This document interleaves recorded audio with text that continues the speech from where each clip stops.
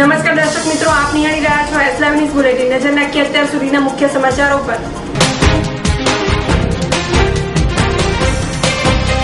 જગદીશભાઈ દવેની કોંગ્રેસ સામાજિક સંગઠન સંકલન સેલના ચેરમેન પદે નિમણૂક।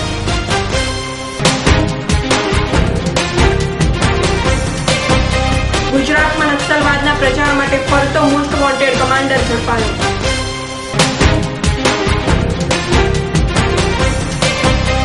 નરોડા પાટિયા કેસના ભાગેડુ આરોપીને 31 વર્ષની કેદ।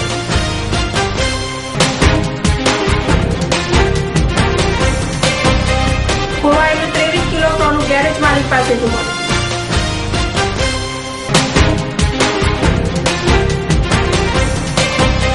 થાનગઢ ફાયરિંગ કેસની તપાસ સીબીઆઈને સોંપવા દલિત સમાજની માંગણી।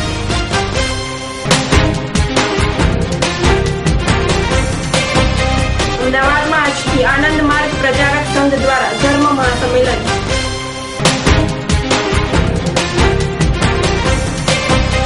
નવસારીમાં કેમિકલ ચોરી અને ડ્રાઈવરની હત્યામાં સંડોવાયેલા શખ્સ ઝડપાયા।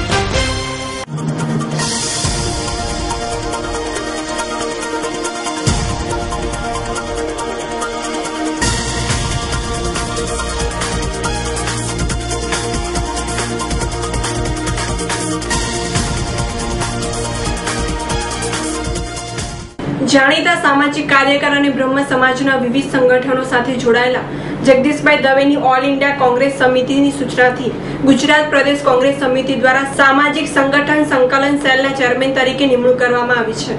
આ નિમણૂકને સોનિયા ગાંધીના રાજકીય સલાહકાર અહેમદ પટેલ, ગુજરાત કોંગ્રેસ પ્રભારી મોહન પ્રકાશજી, ગુજરાત પ્રદેશ કોંગ્રેસ પ્રમુખ અર્જુન મોઢવાડિયા, વિરોધ પક્ષના નેતા શક્તિસિંહ ગોહિલ, ગુજરાત ઇલેક્શન કેમ્પેઇન કમિટીના ચેરમેન શંકરસિંહ વાઘેલા, રેલ રાજ્ય પ્રધાન ભરત સોલંકી, પૂર્વ પ્રદેશ પ્રમુખ સિદ્ધાર્થ પટેલ સહિતના કોંગ્રેસના આગેવાનોએ અભિનંદન પાઠવતા જણાવ્યું છે કે જગદીશભાઈ દવેની ચેરમેન તરીકે નિમણૂક થવાથી ગુજરાત પ્રદેશ કોંગ્રેસ સમિતિના સામાજિક સંગઠન સંકલન સેલની કામગીરીમાં ઉત્સાહ વધશે અને કોંગ્રેસ પક્ષ વધુ મજબૂત બનશે। ગુજરાત પ્રદેશ કોંગ્રેસ સમિતિએ મને એક સામાજિક સંગઠનોના સંકલનની જવાબદારી સોંપી છે। આ જવાબદારી સોંપવાનો મારા માટે એક ચેલેન્જની વાત છે, કારણ કે સમાજથી જે સામાજિક સંગઠનો સમાજમાં કામ કરી રહ્યા છે એમાં એક કોંગ્રેસ વિચારસરણી ત્યાં ઊભી થાય કે જે આ દેશ માટે આજની તારીખમાં મહાત્મા ગાંધી ઉપર ડિપેન્ડ થયેલી થિયરી છે। સમાજ એ લોકોનો બનેલો છે અને લોકોથી કોંગ્રેસ પક્ષ ઊભો થયેલો છે।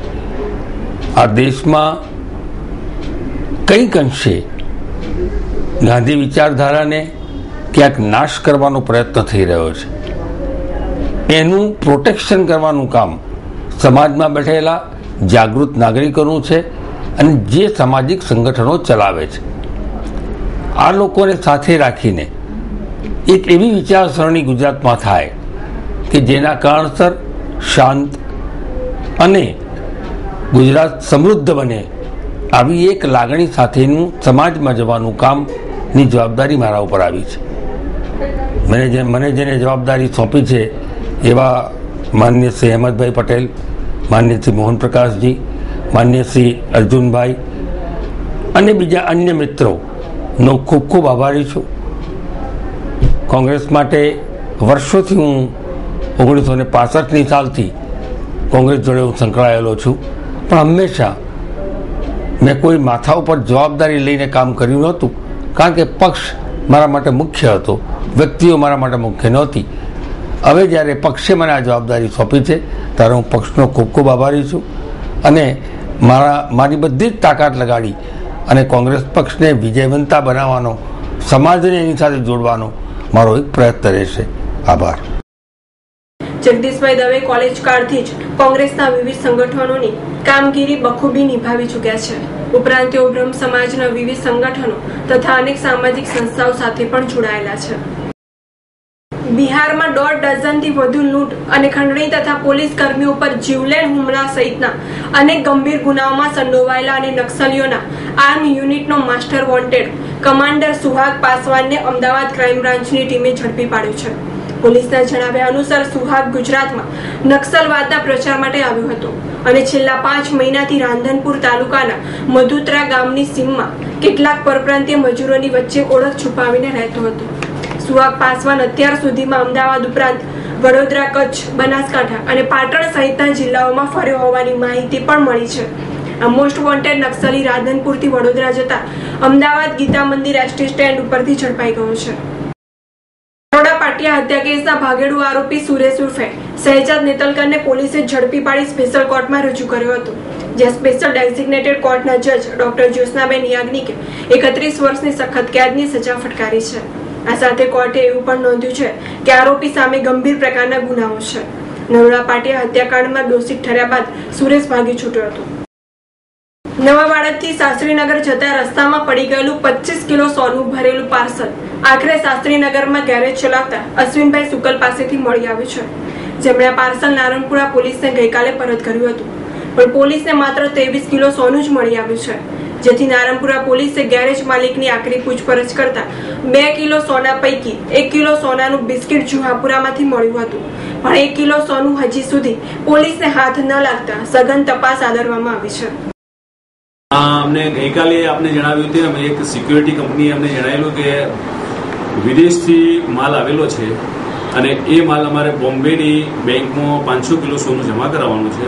એ સોનું અમારી સિક્યુરિટીની મહિન્દ્રા બેંક્સ વાનમાં લઈને જવાનું હતું. શાસ્ત્રીનગર પાસે એમના ટોલ નાકાના પૈસા અને એમના પેટ્રોલના ડીઝલના પૈસા લેવા માટે ગાડી આ બાજુ આવેલી. એ દરમિયાનમાં ગાડીનું પતરું સડી ગયેલું હતું, તેમાંથી એક બોક્સ પડી ગયું છે અને એ બોક્સમાં 25 કિલો સોનું છે. એ આધારે અમને જાણ કરતા પડી ગયેલા બોક્સને મેં જાણવા જો નંબર 157 બહારથી દાખલ કરેલી હતી. એની અમારી તપાસ ચાલુ હતી. એ દરમિયાનમાં આજે અમારા ઇન્ફોર્મરે અમને બાતમી આપી કે એ ગેરેજવાળાના પાસે આ સોનું પડેલું છે. અમે અમારા માણસોને ત્યાં સેટ કરી એના પહેલા ગેરેજવાળા આવીને અમારી પાસે જાણ કરેલી કે સાહેબ સોનું અમારી પાસે 23 કિલો છે. તો 23 કિલો સોનું અમે કબજે લીધેલું છે અને 2 કિલો સોનાની તપાસ ચાલુ છે. એ કોની પાસે છે તે તપાસ ચાલુ છે. 670057 અને 670067 આ નંબરની 2 લગડી ગાયબ છે. આમ તો સોનું 8 કરોડની કિંમતનું હતું. એમાંથી 7.25 કરોડ જેટલી કિંમતનું સોનું 23 લગડી અમને મળી ગઈ છે. 1 કિલોની એક લગડી છે અને 23 કિલો સોનું અમને મળી ગયું છે. 7.25 કરોડની કિંમતનું સોનું અમે કબજે લીધેલું છે. ઉલ્લેખનીય છે કે આ પાર્સલ અમદાવાદથી મુંબઈ મોકલવાનું હોવાથી 3 ઓક્ટોબરના રોજ રાતના સમયે એક સિક્યુરિટી વાનમાં લઈ જવામાં આવી રહ્યું હતું. ત્યારે શાસ્ત્રીનગર ખાતે જ 8 કરોડના 25 કિલો સોનાનું પેકેટ પડી ગયું હતું. આ બાબતે નારણપુરા પોલીસ મથકે ફરિયાદ નોંધાવવામાં આવી હતી. બાદમાં આ પેકેટ ત્યાંના ગેરેજ માલિકને મળતા તેણે નારણપુરા પોલીસને પરત તો કર્યું, પણ તેમાંથી માત્ર 23 કિલો સોનું મળ્યું છે. સુરેન્દ્રનગર જિલ્લાના થાનગઢમાં પોલીસ ફાયરિંગમાં 3 દલિત યુવાનોના મોતને પગલે સમગ્ર રાજ્યના દલિત સમાજમાં ભારે રોષ ભભૂકી ઉઠ્યો છે, જેના ભાગરૂપે હજુએ રાજ્યમાં ઠેર ઠેર વિરોધ પ્રદર્શનો યોજાઈ રહ્યા છે. ત્યારે મૃતકોના પરિવારજનોએ થાનગઢ પોલીસ ફાયરિંગ પ્રકરણની તપાસ CBIને સોંપવાની માંગણી કરી છે. આ ઉપરાંત મૃતકોના પરિવારને રૂપિયા 10 લાખની સહાય અને 10 એકર જમીન ખેતી માટે આપવાની માંગણી પણ કરવામાં આવી છે. વિશ્વવ્યાપી સંસ્થા આનંદ માર્ગ પ્રચારક સંઘ દ્વારા આજથી 2 દિવસ માટે અમદાવાદના આંગણે ધર્મ મહાસંમેલનનો પ્રારંભ થયો છે. સંમેલન પુરોધા પ્રમુખ આચાર્ય વિશ્વદેવાનંદ અવધૂતની નિશ્રામાં યોજાયો છે. આ ધર્મ મહાસંમેલનમાં ભાગ લેવા મહારાષ્ટ્ર, રાજસ્થાન, મધ્યપ્રદેશ જેવા અનેક રાજ્યોમાંથી સાધુ સંતો પધાર્યા છે. આ ઉપરાંત નેપાળ અને હોંગકોંગ જેવા દેશોમાં પ્રચાર કરતા અનુયાયીઓ પણ આ ધર્મ સંમેલનમાં ભાગ લેવા આવી પહોંચ્યા છે. गुजरात में अहमदाबाद में आनंद मार्ग प्रचारक संघ की ओर से 2 दिवसीय धर्म महासम्मेलन का आयोजन किया गया है, जिसमें पश्चिम भारत के सभी राज्यों एवं भारतवर्ष के सभी राज्यों के साधक और साधिकाओं यहाँ पे भाग लेंगे और संगठन के हेड आचार्य विश्वदेवानंद अवधूत पुरोधा प्रमुख आनंद मार्ग प्रचारक संघ संबोधन करेंगे.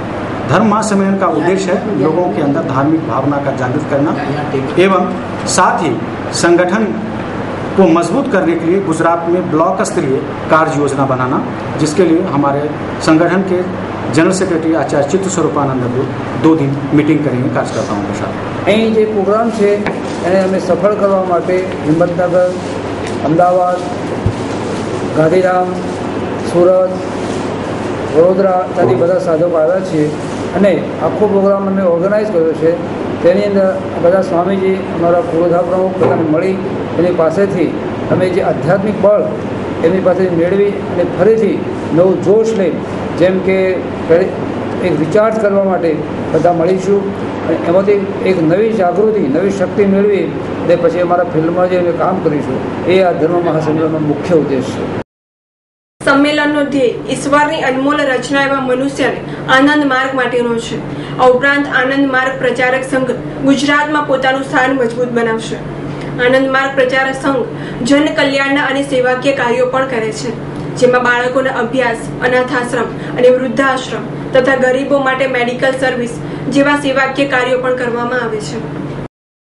નવસારી નેશનલ હાઈવે ઉપર કન્ટેનરને આંતરીને ₹18 લાખની કિંમતના કેમિકલ ચોરીના ગુનામાં ડ્રાઈવરની હત્યા થયાનું બહાર આવ્યું છે, જેની તપાસ કરતા જિલ્લા લોકલ ક્રાઇમ બ્રાન્ચની ટીમના હાથે ગુનામાં મદદ કરનાર ઝડપાઈ ગયો છે।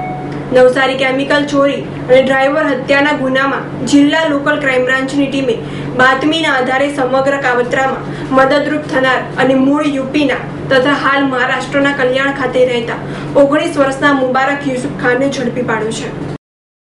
બહેલ બલ્ક કેરિયર ટ્રાન્સપોર્ટ જે મુંબઈની છે એણે જામનગર રિલાયન્સ કંપનીમાંથી ઓર્થોઝાઇલિન નામનું 20 ટન કેમિકલ ટેન્કરમાં ભરેલું અને એનો જે ડ્રાઈવર છે ચંદ્રકેશ ચૌહાણ અને ક્લીનર સુનિલ ચૌહાણ સાથે રવાના કરેલું અને ત્યાર પછી 23મી તારીખના રોજ ખાલી ટેન્કર નવસારી જિલ્લાની હદમાં ઊન ગામ પાસેથી મળેલું। તે શરૂઆતના તબક્કે આનું કેમિકલ વગે કરી અને ચીટિંગનો ગુનો હોય એવું પ્રાથમિક રીતે ગુનો દાખલ કરવામાં આવેલો। તેના આધારે અલગ અલગ ટીમ બનાવી મુંબઈ, અંકલેશ્વર રવાના કરતા મુંબઈમાંથી એક મુબારક યુસુફ નામનો માણસ શંકાસ્પદ મળી આવેલો, જેને અમારી કચેરીએ લાઈન પૂછપરછ કરતા આજરોજ ગુનાનો ઇકરાર કરેલ છે અને પોતે કોઈ એજન્ટને આ માલ ₹12 લાખમાં વેચી નાખેલ છે। નેશનલ હાઈવે ઉપર બનતા ગુનામાં ગંભીર ગણાતા ગુનામાં ટોલ નાકા ઉપર મૂકેલા સીસીટીવી કેમેરા ઉપયોગી બની રહ્યા છે। આ ગુનામાં પણ પોલીસે સીસીટીવી ફૂટેજના આધારે હત્યા અને ચોરીનો ભેદ ઉકેલવામાં પ્રથમ સફળતા મળી છે। જો કે હજુ પણ ટેન્કરનો ક્લીનર નાસ્તો ફરી રહ્યો છે। તપાસ કરતા અધિકારીએ પકડાયેલા આરોપી પાસેથી ચોરાયેલા કેમિકલ કોને આપ્યું છે તેમજ આ ગુનામાં અન્ય કોઈની પણ સંડોવણી છે કે કેમ તેની માહિતી કઢાવવા રિમાન્ડ મેળવવાની તજવીજ હાથ ધરી છે। તો દર્શક મિત્રો, આ હતા અત્યાર સુધીના મુખ્ય સમાચારોની ખાસ ગતિવિધિ માટે આપ નિહાળતા રહો એસ લાઈવ ન્યૂઝ બુલેટિન। નમસ્કાર।